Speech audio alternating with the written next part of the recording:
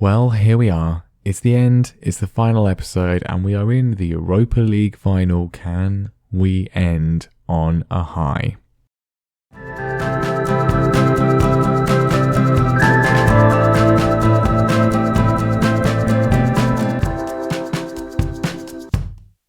Hello everyone and welcome back to Norwich City, bouncing back for the final time, our final episode after 10 long years. It's been a ride, hasn't it? It's been a journey, but all things must come to an end. I'm not going to say all good things. That's a bit pretentious, isn't it? But all things must come to an end, and that is what we are doing today. And what better place to end than the competition we have done the best in over the course of the save, the Europa League, the only competition where we have actually won it twice, and we could today win it 3 times, but to do so, we're going to have to beat Real Madrid. And we're going to have to beat a Real Madrid side managed by Jurgen Klopp, our main nemesis throughout this adventure. If you are excited for the Europa League final and you have enjoyed the save, make sure you drop a like on the video and make sure you subscribe as well, because we've got more stuff coming soon as well. But without further ado, let's get into this. Let's face our fate. It's Real Madrid. Somehow they have found themselves in the Europa League final, and they are going to be standing in our way. This is, of course, a competition. As said, we have won twice before, but the previous 2 times bit different in terms of opposition. AC Milan, of course, first of all, that was quite tricky, and then Real Betis, who we've already beaten to get to this year's final. But Real Madrid is a different kettle of fish, and they are, of course, a team we have played before in the save, actually more times than I even remembered. I mean, we got knocked out of the Champions League first knockout round by them on 2 occasions. We did beat them in the first game we played against them at Carrow Road before getting smashed in the second leg. And then last season, we drew with them at Carrow Road before losing the second leg as well. I'd completely forgotten we actually had them in the Champions League group stage at one point, and we did actually beat them 3-2 at Carrow Road. So we actually have got quite a good record. And for this game, we are at the Aviva Stadium, which is neither team's home stadium, but it is closer to ours than it is to theirs. So hopefully some form of potential advantage there. So how is the team looking for this one, our final game in charge? Well, we're more or less fully fit. The only player who is injured is Josh Tymon, and he wouldn't really be starting anyway, so we can go with what I hope is our strongest lineup for this one. So Jamie Hurd is going to get the nod in goal. He has improved of late, so I think he deserves to do it. The defence is, as it has been for the last few seasons, Aarons, Mepham, Tomori and Lewis. I do say this is going to be the final episode. This is the final regular episode, of course. We will be doing another special bonus episode tomorrow, looking back at the save and looking back at the players in the save. But just special shout out here and now to Max Aarons, who has been with us since the start of the save. He is the only player who is still at the club, who has been here since day one and has played basically he's not been first choice the entirety of this season, but has basically been first choice in his position since we were in the Championship. And he's not always getting above a 7, but he's been the most reliable, dependable, regularly there player of the entire save. Now midfield, there are certainly some question marks. Phillips and Chowdhury have been playing them. They haven't really been as good in the last sort of stages of the season. So we can bring in Shackleton maybe. We can bring in Lewis Cook maybe. George Wilson, certainly an option. He's not fully fit though. I think I'm going to bring Wilson in. It's a bold call, but Chowdhury's on the bench if we need him. Ryan Davis is also going to get the start over James Maddison, because James Maddison is he's declining quite a bit. Hitchman and Dunn are going to be the wingers. Henning is going to be up front. They've done well throughout most of the season, so we will give them the chance today. So plenty of talented young regens, plus the experience of, Eric Garcia, former Barcelona youth player. I suppose they're not above that. Rainier is still there. Rodrigo is still there, as you would probably expect, unless they would have sold them. Aaron Wan-Bissaka is there. And of course, Thibaut Courtois. It's going to be difficult. But we have beaten them before. We are on quite a bad run of form. We did lose our last 3 league games. So, actually no, 3 of our last 4, because we beat Brighton. But probably should have done a team meeting, but we didn't. So that's going to come back to haunt us, but we can't go back now. So here we are then. Wonderful scenes against Real Madrid. This would be lovely if this was the Champions League final, wouldn't it? What a way to end the series if it was the Champions League final. I mean, you'd think that. Norwich versus Real Madrid, you'd think we've worked our way up to the Champions League final. No, it's just the Europa League final. Real Madrid have somehow ended up here despite well, I don't think they actually won La Liga in the end, actually. I think it was Barcelona. But anyway, that's where we are. First highlight is for us, and first highlight is nearly a goal. Henning hits the post. It was a great ball from Lewis, and with the chance is still alive. Max Aarons, can he find a cross in? It's been tackled. It's not a penalty. It is a corner, though. Dunn puts it in. It was a whipped ball, and it didn't find any of our players. It's instead led to a counter-attack for Real Madrid, and if they score from this, from our corner, I will be annoyed. Berghuis put a cross in. It's been blocked. Probably a mistake to start Wilson, as 15 minutes in, he's already quite tired. That was, probably misguided. But anyway, we can counter from their corner. Colin Dunn racing away. He's found Henning, but Henning's not found the ball. Right, we've got a corner. Dunn plays it in. Mepham heads it on, and Mepham heads it in. Chris Mepham, as he has so often done throughout the save, Chris Mepham gives us the lead from a set piece. There's no James Maddison, but Colin Dunn clearly can whip the ball in, and we've got a shock lead against Real Madrid. It's a beautiful corner from Dunn. Beautiful strike of the ball, and Mepham, as he has done throughout the save, heads home. Well, it's been our set pieces that have got us through. So much of the save is integral to how we play. The board are constantly always having a go at me for not using them enough, but clearly we do. Davis, though, has flicked it over the defence, and Henning's in, and Simon Henning has had another brilliant chance. This one is wide. Two great opportunities for him. We could be 3-0 up. Real Madrid have done nothing so far. We've scored, we've hit the post, and we've dragged a shot just wide. Courtois with a terrible goal kick. It's been intercepted. Colin Dunn is away. Colin Dunn for two. It's a save from the Belgian. This is not what I expected at all. We are absolutely dominating this game. We could be 4-0 up. Dunn with another corner. Mepham tries to get there this time. Real Madrid clear their lines. And at half-time, it is a completely shock scenario. We are winning, and we are dominating the match. This is not what I anticipated at all. Something about the Europa League final, we love it. Colin Dunn, another corner. Can we make it two? Mepham's there again, and this time it is cleared away once more. But Aaron Hitchman picks it up, and we can look to recycle the chance. Aarons, we're very, very, very high up the pitch. There is not a single player in a Norwich shirt in our half. Well, now Tomori's gone back. It's gone forwards to Henning. Can he get it in this time? Yes, he can, and he's onside. Third time's the charm. Simon Henning makes it 2. I was very nervous of the counter there because no one was back, but beautiful chip ball forwards from Aarons, and this time Henning gets the space, finds the gap, and we are well in control of this final. Is it just like, I think Barcelona did win La Liga, so maybe Madrid are deflated by that, or they're just not up for it because they see it as beneath them. 70 minutes gone. It's not done yet. I've not made any changes. Probably should do. Hitchman is tired. Wilson is on a yellow card and tired. I guess we should take him off for Chowdhury. 10 minutes left. Madrid have changed their formation, which, well, here we go. It was inevitable, really, wasn't it? Berghuis goes through a player. De Hage back to Jura. They've done nothing all game. They've not done anything. They had that one highlight early on, which was kind of a nothingy one. Mendes to Berghuis. De Hage scores. They don't deserve anything, do they? They don't deserve anything. He's gone to get the ball. It's sickening. Absolutely sick. I don't want to watch that. It was a good goal, but I don't want to watch it. 85 minutes, just about on the clock. We're holding on now. They've done nothing all game. They decide, you know what, we'll go attack for the last 10 minutes. If they equalise here, furious scenes, but Hurd makes a good save. How they seriously don't deserve anything in this game.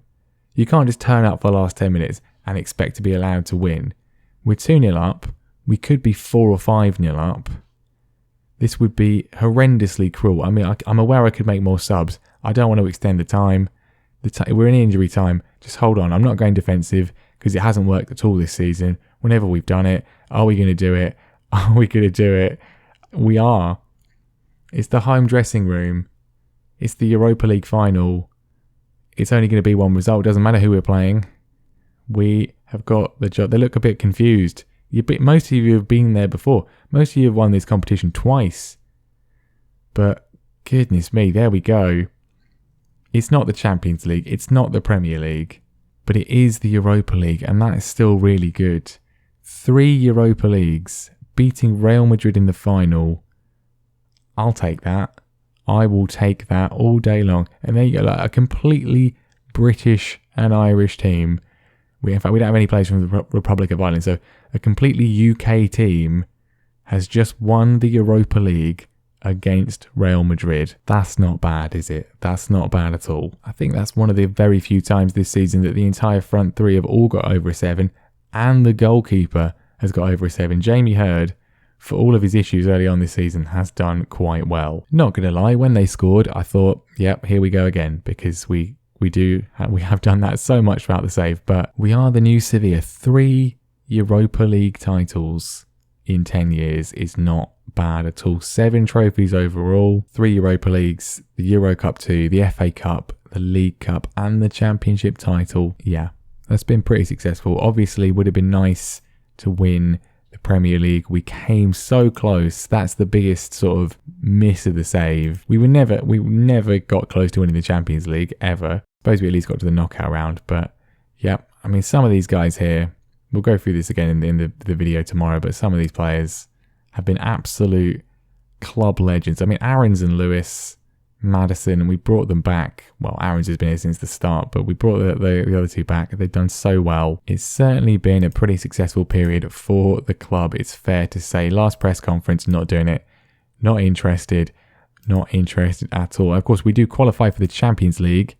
Again, we have only actually got in the Champions League through our Premier League finish once in the entire save, but 3 times from the Europa League. Budget is surprisingly high given how many expensive signings I made last summer, sort of with installments on credit kind of thing. So yeah, that's not actually that bad. But anyway, we're not going to need it. So season review, it always looks a lot nicer when you've won something. You get the confetti and the trophy, and 10 years of this. But this is probably the main reason why we're going to end it here, because it's been great fun, but we have kind of really reached our level. We've been obviously we had the one season where we nearly won the Premier League, and we probably should have won the Premier League, but otherwise we've been a sort of mainly top 5 or 6, but top 7. There was that one year when we went down a little bit, but mainly around that level. And with the policy that we've got, which has worked out really well in terms of being a stable European qualifying Premier League team, we've won multiple trophies. But I think this is kind of it. I mean, if we did another season, maybe we'd win the Premier League next season. Maybe we would. Maybe we'll win it in 5 years. Maybe we'll win it in 10 years. Maybe we'll win it in 15 years. I think we probably will win it eventually, but I don't want to do another 7, 8 seasons of finishing in and around 5th place again, because it's just, it's quite repetitive. It can be quite tedious, and I want to be doing something that has that progression and has the opportunity to do more and more stuff, which the new save, of course, if you haven't watched the video about that, check it out. But that will be doing, that is a journeyman save, so we will literally be taking on a new challenge every few years. So that's going to be interesting. But with this, we have kind of reached the peak of what we can do, I think. And yeah, the signings we made last summer, I mean, this is the thing. So we have signed a striker from Fulham, a goalkeeper from Aston Villa, and a right back from Everton, and it has cost us £190 million. And really, the right back has been sort of on a par with what we've already had. The goalkeeper, for the first part of the season anyway, was worse than what we had. And the striker's done okay. He's done really well, actually, to be honest. 21 goals is fantastic. But we've spent 190 million on essentially 3 mid-table players. We've had to do that because it's cost us so, the British and Irish players are so expensive, certainly at any point in the save, but certainly now. The fact we've had to do that from mid-table clubs is ridiculous, to be honest. But that's what we've had to do in order to get those players in. And those players, certainly on paper, and I think longer term, they were quite young, definitely are improvements, but that's not a sort of sustainable thing financially for us. And as I've said throughout the entire save, this has kind of been the problem. There are some positions where there just are not any British or Irish players who are better than what we've got. Midfield is the biggest issue. There is no one. And then if there is someone, then generally speaking, those players, come through the youth academy of the top 6 sides, particularly, both Manchester clubs, Liverpool and Chelsea. They don't want to sell those players. And even if they did want to sell those players, they would cost well over 100 million, which we can't afford. And even if we could, and they wanted to sell them, they don't want to join us, because why would if you're a 21-year-old winger and you're playing for Man United every week, why would you leave to join Norwich? I mean, unless you really like the Norfolk coastline, I don't really think that it's going to be something you're interested in doing. But the fact we've been able to attract as many players as we have done and be as successful as we have been is really quite good. So yeah, I'm happy. We've definitely bounced back, if nothing else. The board are pleased with the Europa League win once again, as they usually are. It's been a frustrating season. I think we had that sort of patch of really poor form. We never really looked like contending this season. Man United have done so well. We were never really in contention this year. But yeah, there's the team of the year. Quite a few over a 7. Tamori and Mepham, of course. Aaron's getting over a 7 as well, which is quite good for him. Dunn did really well. Henning did really well too. And Ryan Davis. They are the future of the club. Player of the season is, of course, Chris Mepham, because he always wins it. Every single year, Chris Mepham's the winner. Dunn gets Young Player of the Year. I'm happy with that. Signing of the season is Henning. Well done to him. He's top scorer. Most assists is done as well. And yeah, there we go. We're done. We are done.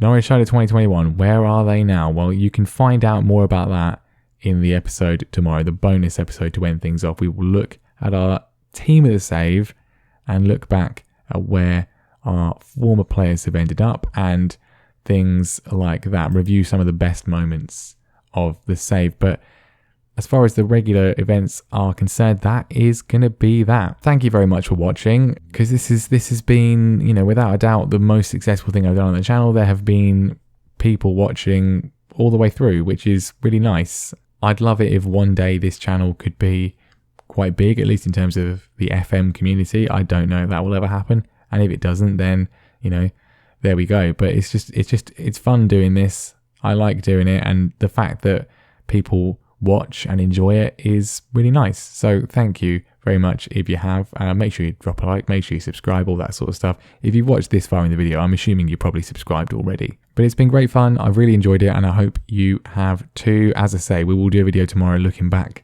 at the players we've used along the way. And I'm not going to delete the save file, so maybe, I'm not promising anything, but maybe if I have time and I have the sort of energy, I might come back and play a little bit more. If I ever do that and I make it to the end of another season, then I will do a video sort of season review of what happened in that season. But it's a big if. I don't necessarily think I will, and I very much doubt I'll have the time. What with the new save, going local, new save coming soon, hopefully on Monday if all things go well. But all that remains to be said is, once again, thank you very much for watching, and I will see you next time.